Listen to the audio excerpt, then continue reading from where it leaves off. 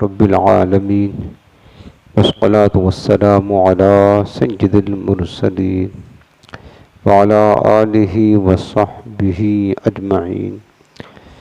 أما بعد فأعوذ بالله من الشيطان الرجيم. بسم الله الرحمن الرحيم. فاذكروني أذكركم واشكروا لي ولا تكفرون. آمنت بالله صدق الله العظيم. اللهم رب اشرح لي صدري ويسر لي أمري واحلل عقدة من لساني يفقهوا قولي. إن الله وملائكته يصلون على النبي يا أيها الذين آمنوا صلوا عليه وسلموا تسليما. اللهم صل على سيدنا وشفيعنا وكريمنا ومولانا محمد وعلى آله وصحبه وبارك وسلم. نویت سنت الاعتکاف. حاضرین محترم، ہفتہ واری درس تفسیر قرآن کا سلسلہ جاری ہے اور ترتیب وار سورۃ البقرہ کی تفسیر آپ سن رہے ہیں. آج ہیں سورۃ البقرہ کی آیت نمبر 152. اس آیت میں اس کا ایک جز فَاذْكُرُونِي أَذْكُرُكُمْ، اس کی تفسیر آپ نے پچھلے ہفتہ سن لی تھی، اور اگلا جو جز ہے اس آیت کریمہ کا وَاشْكُرُوا لِي وَلَا تَكْفُرُونَ. آج ہم یہاں سے تفسیر اپنے شروع کرتے ہیں کہ اللہ تعالیٰ نے اپنے بندوں کو حکم دیا کہ میرے بندوں وَاشْكُرُوا لِي، تم میرا شکر ادا کرو، وَلَا تَكْفُرُونَ، اور میری ناشکری نہ کرو.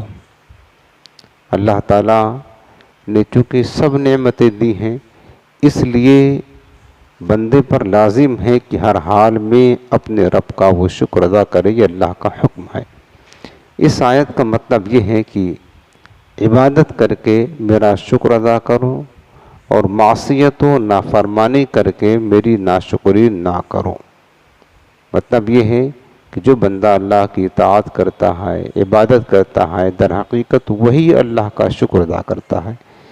جو اللہ تعالیٰ کی نافرمانی کرتا ہے، معصیت و گناہ کرتا ہے، وہ اگرچہ زبان سے کہے کہ شکر ہے، لیکن حقیقت میں وہ ناشکری کر رہا ہے، تو اطاعت اور عبادت یہی شکر ہے، معصیت و نافرمانی یہ ناشکری ہے. اور اس کا معنی یہ بھی ہے کہ میری نعمتوں کا اعتراف کر کے، یعنی میری نعمتوں کا اقرار کر کے میری حمد و ثنا کرو کہ اللہ تعالیٰ نے جو کچھ ہمیں دیا ہے دل سے اس کا اقرار کرے کہ مالک تو نے ہی یہ ساری نعمتیں دی ہیں، اور پھر اللہ تیرا شکر ہے کہ تو نے یہ نعمتیں ہمیں عطا کی ہیں. یہ اس کا شکر ہے. یعنی اللہ تعالیٰ کی نعمتوں کا اقرار کرے، تصدیق کرے کہ ہاں یہ نعمتیں صرف میرے رب کی طرف سے ہیں، اور پھر اس کی حمد و ثنا کرے، اللہ کی تعریف و توصیف بیان کرے، تو یہ اس کا شکر ہوا. شکر کا معنی یہ ہے کہ نعمت دینے والے کا احسان مند ہو، اس کے احسان کی قدر کرے، اس کی دی ہوئی نعمت کو اس کی مرضی کے مطابق استعمال کرے اور اپنے محسن کا وفادار رہے. بلکہ احسان اور نعمت کی وجہ سے زبان، دل اور اعضاء کے ساتھ اس کی تعظیم کی جائے. اس کو شکر کہتے ہیں کہ رب نے چونکہ ہمیں ساری نعمتیں دی ہیں تو بہت بڑا احسان کیا ہے. انسان صرف اپنے وجود میں غور کرے، سر سے لے کر پیر تک اتنی نعمتیں رب کی ہیں. اس انسان کے وجود کے اندر کہ بندہ اپنے وجود کی نعمتیں شمار نہیں کر سکتا، اتنی نعمتیں ہیں. تو اب اس کا مطلب یہ ہے کہ ان نعمتوں کو، ہاتھ پیر ہے، آنکھ ہے، زبان ہے، ان نعمتوں کو اللہ تعالیٰ کی اطاعت میں لگائے، اس کی مرضی کے مطابق استعمال کرے. جہاں کہاں ہے رب نے ان کو استعمال کرنے کا، وہاں استعمال کرے، اور اپنے محسن یعنی احسان کرنے والے کا وفادار رہے اور زبان دل کے ساتھ اس کی تعظیم کرے، یہی در حقیقت اس کا شکر ہے۔ سمجھ رہے؟ بندہ عبادت کرتا ہے، مثلا نماز پڑھتا ہے، تو نماز میں جسم کے سارے اعضاء اس کی عبادت میں لگے ہوتے ہیں، تو نماز پڑھنا خود یہ اللہ کا شکر ادا کرنا ہے، چونکہ جو رب نے نعمتیں دی ہیں وہ اس کی مرضی کے مطابق اس کے حکم کے تحت اس کے کاموں میں لگا رہا ہے، تو یہ کیا ہے؟ یہ اس کا شکر ادا کرنا ہے۔ اور ناشکری یہ ہے، کفران نعمت جس کو بولتے ہیں، ناشکری یہ ہے کہ یا تو انسان سرے سے اپنے محسن کا احسان ہی نہ مانے اور اس نعمت کو اپنی ذاتی قابلیت کا نتیجہ سمجھے، اس کی دی ہوئی نعمت کی ناقدری کرے اور اس کو ضائع کر دے۔ ایک تو ناشکری یہ ہے کہ رب نے نعمتیں دی، مثلا مال ہے، رب نے ہی تو دیا ہے، لیکن انسان بعض اوقات فخر کرتا ہے، کیا کہتا ہے؟ بڑی محنت سے ہم نے کمایا ہے، بڑی محنت سے ہم نے کمایا، یعنی بجائے اس کے کہ رب کی طرف منسوب کرے کہ اے میرے رب یہ مال بھی ایک نعمت ہے، تو نے ہی عطا کی ہے، تو بندہ اپنی قابلیت سمجھتا ہے، میں نے بڑی محنت کی ہے، بڑی لگن سے، بڑی کوشش سے، جانتے کیا کیا پلان بنایا تب جا کر کے مال ہم کو ملا ہے، یعنی اپنی قابلیت تصور کرتا ہے۔ مثلا آپ پڑھ لیے، آپ پڑھ کر کے ڈاکٹر بن گئے، تو اب یہ نہ سمجھیں کہ ڈاکٹر بن گئے تو یہ ہماری قابلیت کا نتیجہ ہے۔ آپ نے محنت اگرچہ کیا، لیکن دماغ کس نے دیا تھا؟ دل کس نے دیا تھا؟ سوچنے کی طاقت کس نے دی تھی؟ پڑھنے کی قوت کس نے دی تھی؟ حافظہ کس نے دیا تھا؟ یہ تو بتائے۔ تو انسان بعض اوقات کیا ہوتا ہے؟ دھوکہ کھا جاتا ہے، کوئی کمال کو پہنچ گیا تو اس کو اپنی قابلیت سمجھتا ہے کہ میری قابلیت کی وجہ سے میری محنت کی وجہ سے ہم نے یہ کمال حاصل کیا۔ یہ انسان کو تکبر میں مبتلا کر دیتا ہے، بلکہ ادب یہ ہے کہ جتنا بھی بندہ بڑا قابل بن جائے، کہے کہ مالک تو نے ہی دیا ہے تو جا کر ہم اس قابل ہوئے، یہ شکر ہے۔ اسی کو شکر کہتے ہیں کہ جو رب نے نعمت دی ہے نا، تو اس کا اقرار کرے اور اس بات کو مانے کہ یہ میرے رب کی طرف سے ہے، اس کی دی ہوئی نعمت کی ناقدری نہ کرے اور اس کو ضائع بھی نہ کرے، یا اور ناشکری کیا ہے کہ وہ ناقدری کرے یا اس کی نعمت اس کی مرضی کے خلاف استعمال کرے، یہ بھی ناشکری ہے، یا اس کے احسانات کے باوجود اس سے وفاداری نہ کرے، اس کو عرف میں احسان فراموشی، نمک حرامی اور غداری کہا جاتا ہے۔ رب نے ہاتھ دیا، زبان دیا، آنکھیں دی، تو ہے تو نعمت رب کی، ہم رب کی مرضی کے خلاف اس کو استعمال کر رہے ہیں، زبان سے گالیاں بک رہے ہیں، مسلمانوں کو اذیت دے رہے ہیں، غیبتیں کر رہے ہیں، ماں باپ کو ستا رہے ہیں، نافرمانی کر رہے ہیں، آنکھوں سے گناہ کے کام کر رہے ہیں، ہاتھ پیر سے گناہ کر رہے ہیں، تو رب نے یہ نعمت دی ہے تو ہم اس رب کی دی ہوئی ان نعمتوں کو اس کی مرضی کے خلاف استعمال کر رہے ہیں، یہی اس کی ناشکری ہے۔ یہ کیا ہے؟ اس کی ناشکری ہے۔ رب نے جو نعمت دی ہے اس کی مرضی کے مطابق استعمال کرنا، یہ اس کا شکریہ ادا کرنا ہے، اور اس کی مرضی کے خلاف استعمال کرنا، یہ اس کی کیا ہے؟ ناشکری کرنا ہے۔ اور زیادہ تر مسلمان اسی ناشکری میں گرفتار ہیں، انسان اسی ناشکری میں ہے نا، کہ رب نے نعمتیں تو رب نے دی ہے، مال رب نے دیا ہے، کہاں خرچ کرتا ہے؟ شادی بیاہ کے موقع پر، دوستوں کی پارٹیوں کے موقع پر کہاں خرچ کرتا ہے؟ رب کی نافرمانی میں لگاتا ہے، تو یہ اس کی دیے ہوئے مال کی ناشکری ہے، یہ بندے کو کرنا نہیں چاہیے۔ رب نے منع فرمایا وَاشْكُرُوا لِي کا میرا شکر ادا کرنا، وَلَا تَكْفُرُونَ اور میری ناشکری نہ کرنا، تو یہ معنی ہوا جو آپ نے سنا۔ احیاء العلوم میں امام غزالی رحمۃ اللہ تعالیٰ علیہ لکھتے ہیں کہ حضرت موسیٰ علیہ السلام اللہ کے پیغمبر رب سے عرض کرتے کہ یا اللہ میں تیرا شکر کیسے ادا کروں؟ میرا شکر کرنا بھی تو تیری ایک نعمت ہے، یعنی بندے کو شکر ادا کرنے کی توفیق مل جانا بھی رب کی ایک نعمت ہے۔ تو موسیٰ علیہ السلام عرض کرتے کہ مالک تو نے کوئی نعمت دی، اس نعمت پر ہم نے شکریہ ادا کیا تو یہ تو دوسری نعمت ہو گئی تیری، تو میں تیرا شکر کیسے ادا کر سکتا ہوں؟ جو ہم نے کہا مالک تیرا شکر ہے، تو نے یہ مجھے دیا ہے، تو ایک تو نعمت دیا رب نے، اس کا احسان، دوسرا جو ہم نے شکریہ ادا کیا تو یہ ہمارا کمال نہیں، یہ اسی کی عطا ہے، یہ بھی ایک نعمت ہے کہ رب نے ہمیں اس نعمت پر شکر ادا کرنے کی توفیق عطا فرمائی، یہ بھی تو ایک نعمت ہے۔ تو بندہ کیسے شکر ادا کر سکتا ہے؟ تو موسیٰ علیہ السلام نے اللہ سے عرض کیا کہ مالک میں تیرا شکریہ کیسے ادا کروں، حالانکہ میرا شکر کرنا بھی تو تیری نعمت ہے، تو کیسے ہم حق ادا کر سکتے ہیں؟ تو اللہ پاک نے فرمایا کہ اے موسیٰ، جب تو نے یہ جان لیا کہ ہر نعمت میری طرف سے ہے اور اس پر راضی رہا، تو یہی شکریہ ادا کرنا ہے۔ بندہ یہ سمجھ لے کہ جو کچھ میرے پاس ہے، چاہے اپنے وجود کے اندر ہو یا باہر ہو، وہ سب کچھ میرے رب کا، ہمارا کچھ نہیں، بس سب میرے رب کا دیا ہوا ہے۔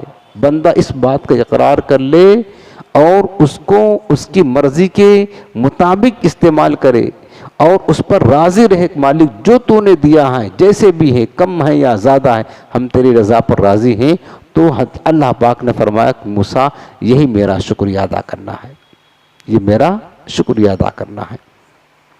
اور اللہ پاک نے فرمایا قرآن عظیم میں 13ویں پارے میں ہے لَإِن شَكَرْتُمْ لَأَزِيدَنَّكُمْ وَلَئِن كَفَرْتُمْ إِنَّ عَذَابِي لَشَدِيدٌ۔ فرمایا کہ اگر تم میرا شکریہ ادا کرو گے تو میں تمہیں اور زیادہ عطا کروں گا، اور اگر تم نے ناشکری کی تو بے شک پھر یاد رکھ لینا میرا عذاب بڑا سخت ہے۔ شکر ادا کرنے پر اور اللہ نے دینا کا وعدہ کیا، اور ناشکری کرنا کیا ہے؟ اس کی دی ہوئی نعمت کو اس کی مرضی کے خلاف استعمال کرنا، اس کا احسان مند نہ ہونا، احسان نہ ماننا، یہ ناشکری ہے۔ اور رب نے کیا کہا کہ ناشکری کرو گے تو یاد رکھنا ان عذابی لشدید، پھر میرا عذاب بھی بہت کڑا ہے اور ہم اس کے عذاب کو برداشت نہیں کر سکتے۔ اس لیے میرے عزیزوں، رب نے جو کچھ بھی ہمیں اور آپ کو دیا ہے، ہمیں چاہیے کہ ہم اس کو رب کی اطاعت میں صرف کریں، یہ اس کا شکریہ ہوا۔ ابن ماجہ شریف کتاب الادب کی روایت ہے، حضرت انس بن مالک رضی اللہ تعالیٰ عنہ سے مروی ہے، حضور نبی رحمت صلی اللہ علیہ وسلم نے فرمایا کہ جب اللہ تعالیٰ اپنے بندے پر کوئی نعمت نازل فرماتا ہے اور وہ بندہ کہتا ہے الحمدللہ، یہ کہتا ہے الحمدللہ، تو یہ کلمہ اللہ کے نزدیک اسے نعمت دینے سے زیادہ بہتر ہے، اچھا ہے۔ یعنی ایک تو اللہ نے نعمت دیا، اس سے پسندیدہ بات اللہ کے نزدیک کیا ہے؟ جب بندہ الحمدللہ کہتا ہے، مالک تیرا شکر ہے۔ یعنی اللہ تعالیٰ کو الحمدللہ کہا جانا اور اس کی دی ہوئی نعمت پر شکریہ ادا کرنا اس کی نعمت سے بہتر ہے، یاد رکھنا۔ اللہ کی بارگاہ میں پسندیدہ ہے۔ اللہ تعالیٰ اپنی شکریہ ادا کرنے والے سے بڑی محبت کرتا ہے اور کلمہ حمد کو اللہ تعالیٰ بہت چاہتا ہے۔ اس لیے میرے پیارے، جب بھی کوئی نعمت ہے، پانی پیئے تو کہیں الحمدللہ، چائے پیئے تو کہیں الحمدللہ، دودھ پیئے تو کہیں الحمدللہ، جو کچھ نعمت ملے، مال ملے تو کہیں اللہ تیرا شکر ہے۔ ہر حال میں اپنی زبان کو الحمدللہ سے تر رکھے، سمجھ رہے؟ ہمیشہ اللہ کا شکر ادا کرتے رہیں کہ اللہ تعالیٰ کو یہ کلمہ بہت پسند ہے۔ دوسری روایت میں حضرت ابو ہریرہ رضی اللہ تعالیٰ عنہ سے ہے، حضور نبی رحمت شفیع امت صلی اللہ علیہ وسلم فرمایا کہ جب اللہ تعالیٰ کسی قوم سے بھلائی کا ارادہ فرماتا ہے تو ان کی عمر دراز کرتا ہے، لمبی عمر دیتا ہے ان کو، اور انہیں شکر کا الہام فرماتا ہے، یعنی اس کے دل میں بات ڈالتا ہے بندوں کے دل میں کہ تم میرا شکریہ ادا کرو۔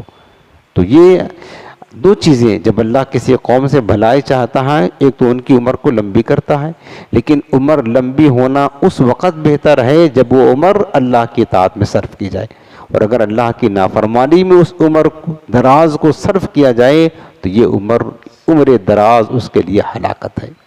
اور دوسرا ہے اللہ کیا فضل فرماتا ہے، اس کو شکر کی توفیق عطا فرماتا ہے۔ تو شکر کی توفیق ملنا بھی یہ اللہ تعالیٰ گویا کہ یہ سمجھ رہے کہ اللہ نے ہمارے ساتھ بھلائی کا ارادہ فرمایا۔ حضرت ابو سلیمان واسطی رحمۃ اللہ علیہ فرماتے ہیں کہ ہمیں اللہ پاک کی نعمتوں کو یاد کرنے سے دل میں اس کی محبت پیدا ہوتی۔ یاد کر کے تو دیکھیں نا، آپ صرف کہیں نہ جائے، اپنے جسم میں سر سے پیر تک غور کریں۔ آپ کو پتا ہے اللہ نے اس باڈی میں پوری کائنات سما کر کے رکھ دی ہے، انسانی کائنات، ایک ایک نسیں کس طرح جسم کے اندر بکھری، آپ لوگ ڈاکٹر نے، آپ جانتے ہیں نا، اگر ایک نس اپنی جگہ سے معمولی سی ذرا سے بس ٹس سے مس ہو جائے نا، انسان کی زندگی جہنم بن جاتی ہے۔ پیارے آپ سب جانتے ہیں، ایک معمولی نس صرف دب جائے، سارا چین قرار سب ختم ہو جاتا ہے۔ لیکن رب العالمین کا کتنا فضل ہے، آرام سے بیٹھے ہیں نا، ہر چیز اس کی نافرمانی کر رہے ہیں تو بھی وہ ہمارے انسان کے وجود کے اندر جو چیزیں سسٹم رب نے رکھا ہوا ہے وہ آرام سے چل رہے ہیں، نہ دل بند ہو رہا ہے، نہ نسیں ادھر سے ادھر ہو رہی ہیں۔ ہم آنکھوں سے گناہ تو کر رہے ہیں نا، لیکن کیا بتاؤں میری آنکھوں کی روشنی ختم ہو گئی ہے نا، سب نظام چل رہا ہے۔ ابھی کون چلا رہا ہے؟ میرا رب چلا رہا ہے۔ جب ان نعمتوں کو یاد کریں گے نا کہ مالک تو نے اتنا کچھ دیا، ہمیں اتنا کچھ دیا، پھر بھی ہم تیری نافرمانی کرتے ہیں، پھر بھی ہم گناہ کرتے ہیں اور تیری دی ہوئی نعمت کو تیری مرضی کے خلاف استعمال کرتے ہیں، جب اس کی نعمت کو دل سے یاد کریں گے نا پیارے، تو دل میں اللہ کی محبت پیدا ہوگی اور بس بندہ مقصود تک پہنچ جائے گا۔ کاش ہمیں اللہ کی نعمتیں یاد کرنے کی نعمت نصیب ہو جائے۔ حضرت موسیٰ علیہ السلام نے بارگاہ الہی میں عرض کیا کہ مولا میں تیرا شکر کس طرح ادا کرنا چاہتا ہوں، میں تیرا شکر ادا کرنا چاہتا ہوں۔ فرمایا کہ موسیٰ تو اگر میرا شکر ادا کرنا چاہتا ہے تو تمہاری زبان ہمیشہ میرے ذکر سے تر رہے، میرے ذکر سے تر رہے، اور اللہ کا شکر ادا کرنا، الحمدللہ کہنا، یہ بھی تو اللہ کا ذکر ہے، یہ ذکر بھی ہے اور اللہ کا شکر بھی ہے۔ اللہ تعالیٰ کو اگر شکر ادا کرنا ہے، شکر ادا کرنا ہے، اللہ کا ذکر کثرت سے کریں، الحمدللہ پڑھیں، سبحان اللہ کہیں، اللہ اکبر پڑھیں، قرآن پڑھیں، اللہ کو یاد کریں، عبادت کریں، یہ اس کا شکر ادا کرنا ہوا۔ حضرت مالک بن دینار، بڑی عبرت ناک یہ روایت میں آپ کو سنانا چاہ رہا ہوں، دل کے کانوں کے ساتھ سنیں۔ حضرت مالک بن دینار رحمۃ اللہ تعالی علیہ فرماتے ہیں کہ میں نے ایک کتاب میں پڑھا ہے کہ اللہ پاک ارشاد فرماتا ہے، اے ابن آدم، یہ سمجھنے کی خطاب ہمیں بھی ہو رہا ہے، آپ کو بھی ہو رہا ہے۔ اللہ پاک فرماتا ہے، اے ابن آدم، تجھ پر میری بھلائی نازل ہوتی ہے لیکن میرے پاس تیرا شر پہنچتا ہے۔ کیا فرماتا کہ ابن آدم میں تجھے اپنی نعمتیں دیتا ہوں، بھلائیاں دیتا ہوں، خیر دیتا ہوں، لیکن تیری طرف سے میرے پاس کیا آتا ہے؟ جو فرشتے لکھ کر کے لاتے ہیں نا کرامن کاتبین، وہ کیا آتا ہے؟ رب فرماتا تیری طرف سے میرے پاس تیرا شر آتا ہے، تیری برائی آتی ہے، تیری نافرمانی اور معصیت آتی ہے، حالانکہ میں تجھ پر رحمتیں نازل کرتا ہوں، انعام کرتا ہوں، نعمتیں دیتا ہوں، بھلائی کرتا ہوں، لیکن تو کیا کرتا ہے میرے ساتھ؟ تو شر بھیجتا ہے۔ اے ابن آدم، اے ابن آدم، میں نعمتوں کے ذریعہ تجھ سے محبت کا اظہار کرتا ہوں۔ کون فرماتا ہے؟ میرا رب فرماتا ہے۔ کس سے؟ ہم سے، آپ سے، سب اولاد آدم سے۔ اے اولاد آدم، میں نعمتوں کو نازل کر کے، نعمتیں دے کر کے تجھ سے اپنی محبت کا اظہار کرتا ہوں۔ دیکھ میرے بندے، تیرا رب تجھ سے کتنی محبت کرتا ہے، دیکھ تو صحیح، نعمتوں کے ذریعہ سے کیا کرتا ہوں؟ تجھ سے اپنی محبت کا اظہار کرتا ہوں، اور تو میری نافرمانیاں کر کے میرے ذکر سے غافل رہتا ہے، اور عزت والا فرشتہ کرامن کاتبین ہمیشہ تیرا برا عمل ہی میرے پاس لے کر کے حاضر ہوتا ہے۔ یہ بندہ اپنی طرف سے اپنے رب کے پاس کیا بھیجتا ہے؟ نافرمانی بھیجتا ہے، گناہ بھیجتا ہے، معصیت بھیجتا ہے۔ رب کیا عطا کرتا ہے؟ نعمت عطا کرتا ہے، رحمت عطا کرتا ہے، محبت عطا کرتا ہے۔ تو بندے تو اتنا روٹ گیا رب سے، جو رب تجھے نعمتیں دے رہا ہے تو اس کے لیے کیا بھیج رہا ہے؟ رب فرماتا بندے میرے فرشتے تیرے لیے، تیرے پاس سے صرف شر ہی لاتے ہیں تیرا۔ اللہ اکبر، کتنی برتناک ہے۔ لہٰذا میرے پیارے یہ سوچیں کہ رب ہمیں نعمتوں سے نواز رہا تو ہم بھی رب کی بارگاہ میں حمد و شکر کا تحفہ بھیجے، ذکر کا تحفہ بھیجے، اس کی رضا حاصل ہو، عبادت و اطاعت کا تحفہ اللہ کے بارگاہ میں بھیجے، معصیت و نافرمانی کا تحفہ، نافرمانی اس کی بارگاہ میں نہ بھیجے۔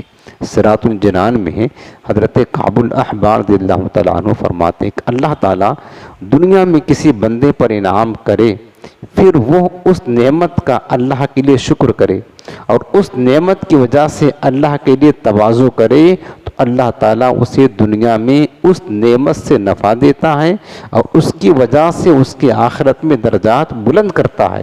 کب؟ جب بندہ شکر ادا کرتا ہے تب۔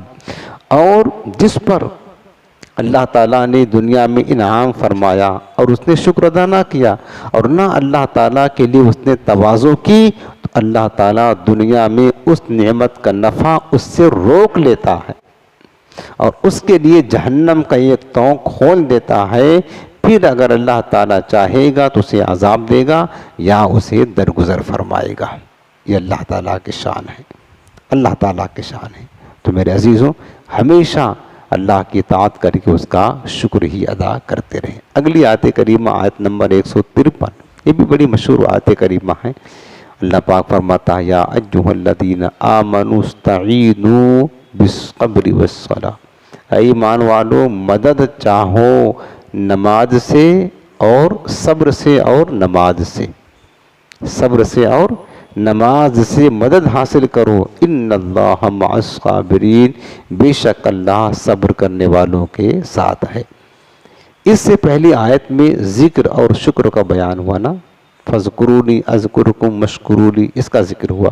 اور اس آیت میں صبر اور نماز کا ذکر ہو رہا، بالصبر والصلاۃ. کیونکہ نماز، ذکر، صبر اور شکر پر ہی مسلمان کی زندگی کامل ہوتی ہے. اس آیت میں فرمایا گیا کہ صبر اور نماز سے مدد مانگو. صبر سے مدد طلب کرنا یہ ہے کہ عبادت کی ادائیگی، گناہوں سے رکنے اور نفسانی خواہشات کو پورا نہ کرنے پر صبر کیا جائے. اور نماز چونکہ تمام عبادات کی اصل اور اہل ایمان کی معراج ہے اور صبر کرنے میں بہترین معاون ہے، اس لیے اس سے مدد طلب کرنے کا حکم دیا گیا. اور ان دونوں کا بطور خاص اس لیے ذکر کیا گیا کہ بدن پر باطنی اعمال میں سب سے سخت صبر ہے اور ظاہری اعمال میں سب سے مشکل نماز ہے. جیسا کہ رب نے فرمایا ہے وَإِنَّهَا لَكَبِيرَةٌ إِلَّا عَلَى الْخَاشِعِينَ، یہ نماز ضرور بھاری ہے اس کا پڑھنا، مگر جو اللہ سے ڈرنے والے لوگ ہیں ان پر بھاری نہیں ہے. تو اب پتہ چلا کہ یہ دو چیزیں صبر اور نماز اللہ کو کتنی پسندیدہ تھی.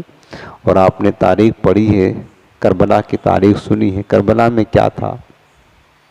امام علی مقام اہل بیت اطہار کے خیمے میں دو ہی چیز تو تھی، ایک صبر تھا، دوسرا نماز. اور وہ صبر اور نماز کی برکت ایسی ہوئی کہ آج تک امام علی مقام کامیاب رہے. کاش یہ زندگی میں دو چیزیں اللہ کو بڑی پسند ہے، صبر اور نماز. بہت اللہ تعالیٰ چاہتا ہے، اس لیے اللہ نے فرمایا اور بھی دین کے حکام ہیں، روزہ بھی ہے، حج بھی ہے، زکوٰۃ بھی ہے، سب ہے، لیکن نماز یہ تمام عبادات کی اصل اور افضل ہے. اللہ کو دو چیزیں صبر اور نماز یہ بڑی پسند ہے، اس لیے فرمایا کہ ایمان والو صبر اور نماز سے مدد طلب کرو. اس آیت میں صبر کرنے کا حکم دیا گیا. اس کی وجہ یہ ہے کہ کعبہ کو قبلہ بنائے جانے پر یہودی اعتراض کرتے تھے، جیسا کہ آپ نے پیچھے تفسیر میں سنا، اور مسلمان کو طعنہ دیتے تھے. اس سے مسلمانوں کو جو اذیت پہنچتی تھی اس اذیت پر صبر کرنے کا حکم دیا گیا. صبر کے ساتھ نماز پڑھنے کا حکم دیا گیا، کیونکہ مصائب ٹوٹنے پر صبر کے ساتھ نماز سے بھی مدد حاصل ہوتی ہے. اور یہ حضور نبی کریم صلی اللہ علیہ وسلم کا طریقہ ہے. ابو داؤد شریف کی روایت ہے، حضرت حذیفہ رضی اللہ تعالیٰ عنہ فرماتے ہیں کہ رسول کریم صلی اللہ علیہ وسلم کو جب کوئی مصیبت پیش آتی، کوئی سخت مشکل آتی، سخت مہم پیش ہوتی، تو آپ نماز میں مشغول ہو جاتے. یہ میرے آقا کی سنت ہے. کوئی مصیبت آئے، مشکل آئے، پریشانی آئے، اسی لیے تو نماز حاجت ہے نا. آپ کو کوئی حاجت ہو، کوئی مشکل ہو، وضو کرے، 2 رکعت نماز حاجت پڑھے، دعا کرے مالک ہماری مشکل دور فرما دے. میرے مصطفیٰ کی سنت کریمہ یہ کیا کرے. زندگی میں کبھی پریشان ہو جائیں، حیران ہو جائیں، سخت اذیت آ جائے، سخت تکلیف میں ہو جائے نا، تو آپ 2 رکعت نماز پڑھیں، صلاۃ الحاجات حضور کی سنت کی ادائیگی کی نیت سے پڑھیں تو، اور نماز سے مدد طلب کرے. دیکھو پھر اللہ تعالیٰ مدد کرتا ہے، ضرور مدد کرے گا. تو یہ عمل اپنی زندگی میں آپ نافذ کریں. دنیا ہے، مصیبتیں تو آتی ہیں، مشکلیں تو آتی ہیں، ہمیشہ تو خوشحالی نہیں ہوتی ہے. غم زیادہ ہے اس دنیا میں، راحت کم ہے، تکلیف زیادہ ہے. تو جب مصیبت آئے 2 رکعت نماز پڑھیں، صلاۃ الحاجت. اور یہ حضور کی سنت بھی ہے اور نماز سے مدد مانگنا بھی ہے. اسی لیے دیکھیں بارش نہ ہو تو حکم ہے کہ بارش نہ ہو، قحط پڑ گیا تو نماز استسقا پڑھیں، نماز سورج گرہن لگ جائے، چاند گرہن لگ جائے، نماز خسوف اور کسوف پڑھیں۔ اسی طرح کوئی حاجت پیش آئے بندے کو تو نماز حاجت ادا کرے۔ یہ سب نماز سے مدد مانگنے کی صورتیں ہیں۔ انسان اگر نعمت میں ہوں تو شکر کرے، اور اگر مشکلات میں ہوں تو پھر صبر کرے۔ تفسیر ابن کثیر میں ہے کہ حدیث شریف موجود ہے کہ مومن کے لیے تعجب ہے کہ اس کے لیے تو ہر معاملے میں بھلائی ہی بھلائی ہے، یعنی مومن بندے کے لیے خیر ہی خیر ہے۔ اگر اسے خوشی حاصل ہو اور اس پر وہ سب شکر کرے تو یہ اس کے لیے خیر ہے، اور اگر کوئی رنج یا مصیبت پہنچے اور وہ صبر کرے تو یہ بھی اس کے لیے خیر اور برکت ہے۔ یعنی مومن کا ہر معاملہ رنج میں ہو یا راحت میں ہو، غم میں ہو یا آسانی میں ہو، دکھ درد میں ہو یا راحت میں ہو، اگر وہ خوشحالی میں ہے تو شکر کرتا تو بھی خیر ہے، اور اگر مصیبت میں پھنسا ہے صبر کرتا ہے تو بھی اس کے لیے خیر ہی خیر ہے۔ تفسیر ابن کثیر میں ہے کہ صبر کی 3 قسمیں ہیں۔ صبر جو ہم کرتے ہیں نا، صبر معنی ہوتا ہے رکنا۔ 3 صورتیں ہیں۔ پہلی قسم یہ ہے کہ حرام کردہ اشیاء اور گناہوں کے ترک پر صبر کرنا، یعنی بندہ گناہ نہ کرے، نافرمانی نہ کرنے پر صبر کرنا، رک جانا گناہ کرنے سے، نافرمانی کرنے سے، یہ پہلی صبر ہے۔ دوسرا طاعت و عبادت کی بجاوری پر صبر کرنا، جو اللہ نے حکم دیا ہے اس کو بجا لائے، اس کو ادا کرتے رہیں، اگرچہ ادا کرنا مشکل ہے، فجر میں اٹھنا مشکل ہے، نیند کا غلبہ ہوتا ہے، لیکن پھر بھی اٹھ کر کے فجر کی نماز پڑھے تو یہ عبادت پر صبر کرنا ہے، یہ صبر کی دوسری صورت ہے۔ اور تیسری صورت یہ ہے کہ مصائب و مشکلات پر صبر کرنا، اور یہ بھی واجب ہے، یعنی مصیبت آئے، پریشانی آئے تو شکوہ نہ کرے، واویلا نہ مچائے، شور نہ شرابہ نہ کرے، بلکہ چپ چاپ اللہ کی رضا پر راضی رہے اور صبر کرے۔ لوگ صرف یہی سمجھتے ہیں کہ صبر، مصیبت آئے تو صبر کرے، ایک ہی صورت ہے صبر کی، ایسا نہیں۔ مصیبت پر صبر کرنا یہ تو سب سے ادنا درجہ ہے، اللہ کی عبادت پر صبر کرتے رہنا یہ اس کا دوسرا درجہ ہے، اور سب سے اعلیٰ درجہ صبر ہے کہ گناہ کے چھوڑنے پر صبر کرنا، یہ صبر کی اعلیٰ قسم ہے۔ تفسیر روح البیان میں حدیث پاک لکھی ہے کہ محشر کے دن اللہ تعالیٰ تمام مخلوق کو جمع کرے گا۔ اب دیکھیں کتنی پیاری حدیث ہے۔ تو ایک منادی اعلان کرے گا، کیا اعلان کرے گا کہ اہل فضیلت کہاں ہیں، اہل فضیلت کہاں ہیں۔ یہ سن کر کچھ لوگ دوڑتے ہوئے جنت تک پہنچیں گے، جنت تک۔ تو فرشتے ان سے پوچھیں گے کہ تم لوگ دوڑتے ہوئے جنت کی طرف جا رہے ہو، اس کی کیا وجہ ہے؟ تو وہ کہیں گے کہ ہم اہل فضیلت ہیں، ہمیں بلایا گیا ہے۔ تو فرشتے پوچھیں گے تمہاری فضیلت کی وجہ کیا ہے؟ تو وہ کہیں گے کہ ہمارے اوپر ظلم ہوتا تو ہم صبر کرتے، جب ہم پر زیادتی کی جاتی تو ہم معاف کر دیتے۔ اس پر انہیں کہا جائے گا کہ بہشت میں داخل ہو جاؤ، ایسے نیک عمل والوں کا بہترین اجر ہے، اور یہی لوگ فضیلت والے ہیں۔ یہی لوگ کون ہیں؟ فضیلت والے ہیں، جن کو جنت میں گویا کہ بلا حساب و کتاب داخلہ دیا جائے گا، جو مصیبتوں پر صبر کرتے تھے۔ اس کے بعد منادی پھر اعلان کرے گا کہ کہاں ہیں اہل صبر۔ اس پر بہت سے لوگ تیز دوڑتے ہوئے جنت کی طرف جائیں گے، پھر ان سے پوچھا جائے گا کہ تم کون لوگ ہو؟ وہ کہیں گے کہ ہم صبر کرنے والے ہیں۔ پوچھا جائے گا تم نے کن باتوں پر صبر کیا؟ وہ کہیں گے کہ ہم اللہ کی اطاعت پر صبر کرتے اور اللہ تعالیٰ کی نافرمانیوں سے دور رہتے تھے۔ اس پر انہیں کہا جائے گا کہ جنت میں داخل ہو جاؤ۔ اس کے بعد منادی پھر اعلان کرے گا کہاں ہیں وہ لوگ جو ایک دوسرے سے صرف اللہ کے لیے محبت کرتے تھے، اللہ کی خاطر محبت کرتے تھے، تو جو صرف اللہ کے لیے پیار کرتے تھے۔ فرشتے پوچھیں گے تو پھر وہ بھی تیزی کے ساتھ بھاگتے ہوئے جنت کی طرف جائیں گے۔ تو فرشتے کہیں گے کہ تم کون لوگ ہو؟ تو وہ کہیں گے کہ ہم وہ لوگ ہیں جو صرف اللہ کے لیے ایک دوسرے سے محبت کرتے تھے، کوئی دنیاوی غرض نہ تھا۔ مسلمان کسی مسلمان سے محبت کرے تو صرف اللہ کی خاطر کی، اللہ کا بندہ ہے، رسول پاک کا امتی ہے، مسلمان ہے، اس وجہ سے ہم محبت کرتے، بس اللہ کی خاطر. تو فرشتے کہیں گے تمہاری آپس کی محبت اللہ کے لیے کیوں تھی؟ وہ کہیں گے کہ ہم اللہ کے لیے صرف ایک دوسرے سے محبت کرتے تھے، اور بہشت میں داخل ہونے کی وجہ بھی یہی ہے. یعنی آج جو ہمیں جنت میں داخل کیا جا رہا ہے اس کی وجہ یہ ہے کہ ہم صرف اللہ کی خاطر محبت کرتے تھے ایک دوسرے سے. جب بھی پیارے عزیزوں کسی سے محبت کرے نا تو صرف اپنی محبت کا معیار رب العالمین کو رکھیں. ہم اس سے محبت رب کی خاطر کریں. تفسیر ابن کثیر میں بات یہ بھی لکھی ہے. امام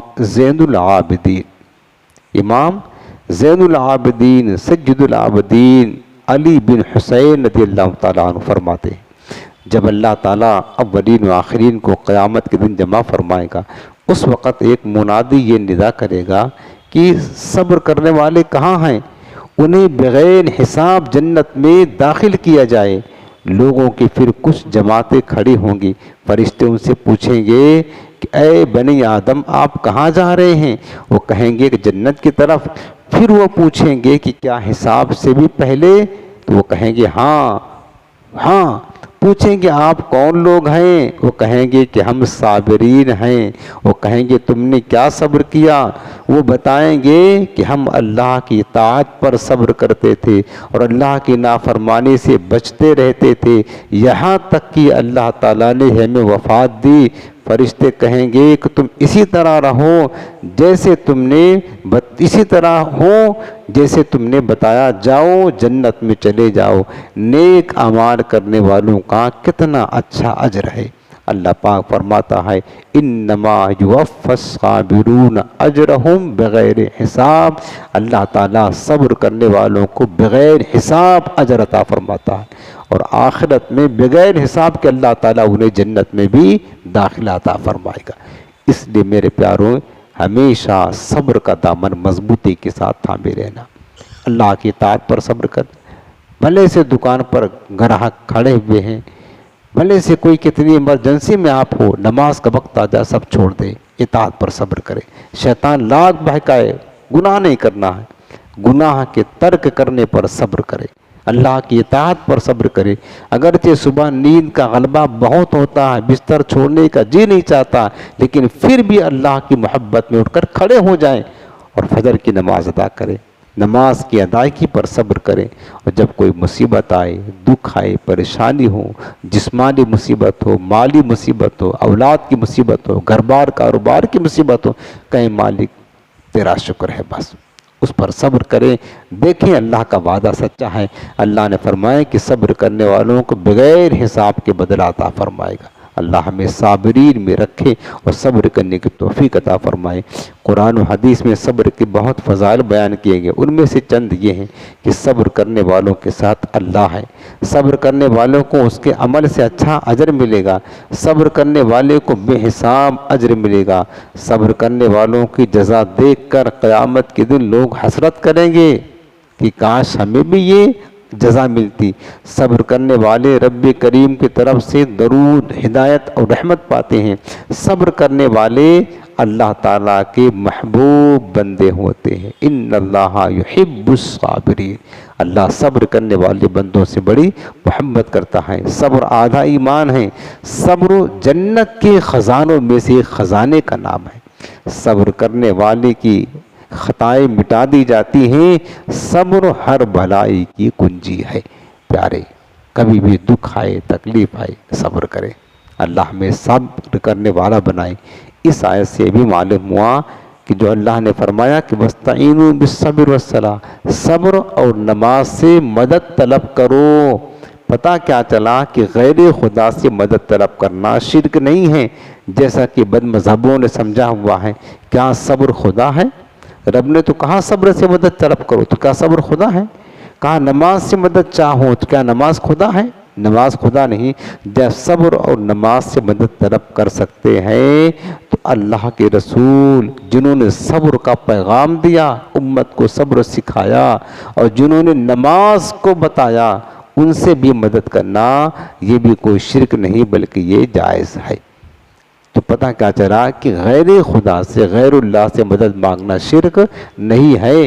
اگر غیر اللہ سے مدد طلب کرنا شرک ہوتا تو اللہ تعالیٰ صبر اور نماز سے مدد طلب کرنے کا حکم ہرگز نہ دیتا، کیونکہ یہ بھی غیر اللہ ہیں، صبر اور نماز یہ اللہ نہیں ہیں، اور اللہ نے ان سے مدد طلب کرنے کا حکم دیا، تو کیا پتہ چلا کہ غیر اللہ سے مدد طلب کرنا یہ بالکل جائز ہے، اور انبیاء کرام سے، اولیاء کرام سے، جن کو اللہ نے طاقت دی ہے، ان سے مدد طلب کی جائے گی۔ یہ آیت کریمہ پورا ہوا، وقت بھی پورا ہوا۔ آج آپ نے سنا آیت نمبر 153 تک، اب انشاءاللہ درس میں پھر عرض کریں گے۔ اللہ پاک ہم سب کو عمل کرنے کی توفیق نصیب فرمائے۔